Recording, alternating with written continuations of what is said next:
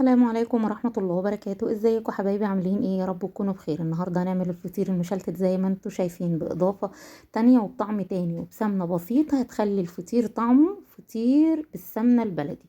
انا عندي 2 كيلو ونص من الدقيق الابيض بتاعنا العادي اللي من العطار، مش مغلف ولا حاجة، كل واحد على قد مقدرته يعني. وده نص كيلو من دقيق السميط اللي هو السمولينا او دقيق البسبوسة. عندي شوية من الملح، وعندنا كيس من البيكنج باودر. ممكن كيس البيكنج باودر دوت تستغنوا عنه، مفيش فرق يعني. معلقة من الملح زي ما انت عايزة. كمان المية هتبقى مش زي الفطير اللي احنا بنعمله، الفطير المشلتت دايما بنعمل الكيلو دقيق عليه نص كيلو من المية. لا، هنا الوضع هيختلف شوية وهنزود من المية. انا هنا قلبت الخليط كله مع بعضه، سواء الملح والبيكنج باودر ودقيق السمولينا وكمان الدقيق العادي زي ما احنا قلنا. هو عبارة عن 2 كيلو ونص من الدقيق العادي الابيض ونص كيلو من دقيق السمولينا.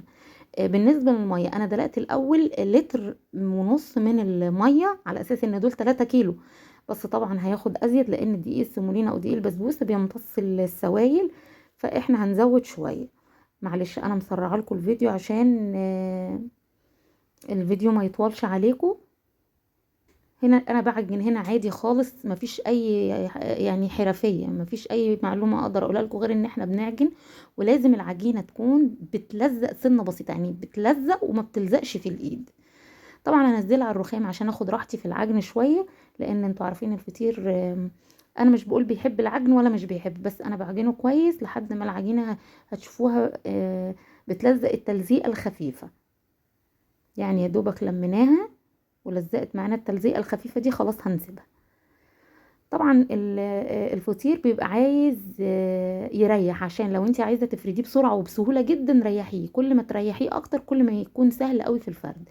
فاحنا طبعا هناخد العجينه زي ما انتوا شايفينها كده وهنركنها على جنب لمده ساعه. طبعا اللي بيعمل فطير يصحى كده يعمله من بدري بدري، عشان ايه؟ يغدي بيه عياله بدري بدري برضو.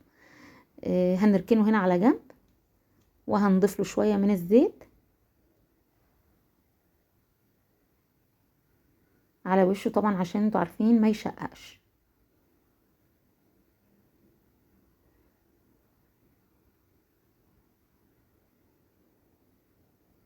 غطيناه وركناه شويه.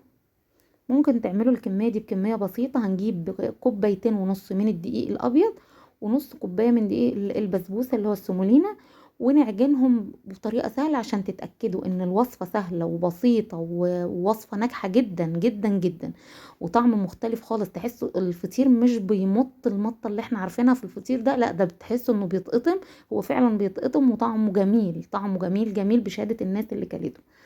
انا قسمت ال3 كيلو دقيق على 5 فطيرات، بس ده كان وحش جدا، لان كان المفروض اقسمه على 7 تقريبا، لان الطاسه اللي انا سويت عليها كانت صغيره فطلع الفطير تخين شويه. هو الفطير المفروض يبقى مفروض كده واخد راحته ومرحرح. طبعا نزلنا على الرخامه زيت، لان الزيت بيسهل عمليه الفرد جدا. لو ما نزلتيش زيت الفطير مش هيفرد معاكي.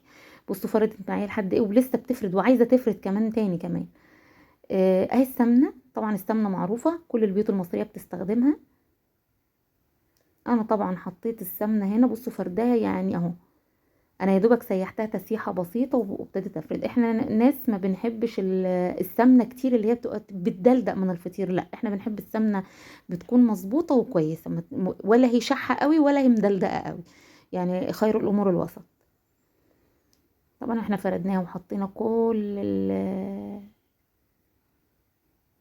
السمنه اهو زي ما انتم شايفين، واي حته مكلكعه لازم افردها، ما اسيبش اي حته مكلكعه ابدا.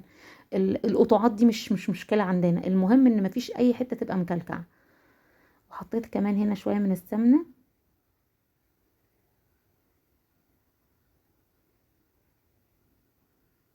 معلش انا مسرعه الفيديو، فانتوا ممكن تكونوا شايفينه طريقه التصوير مختلفه، بس عشان اسرع لكم الوقت.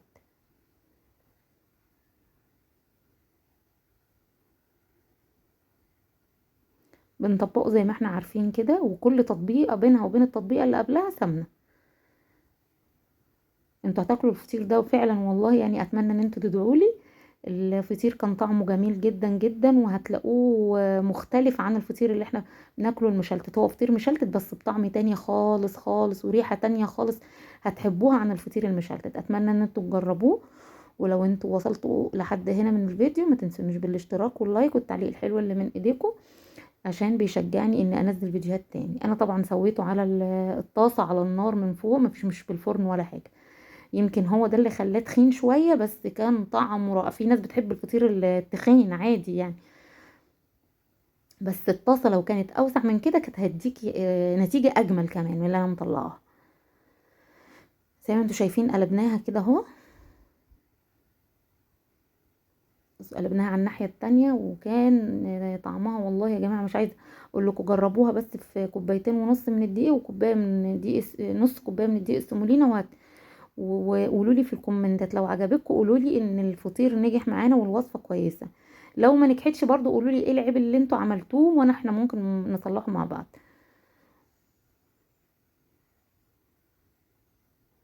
كده نكون خلصنا الفيديو بتاعنا.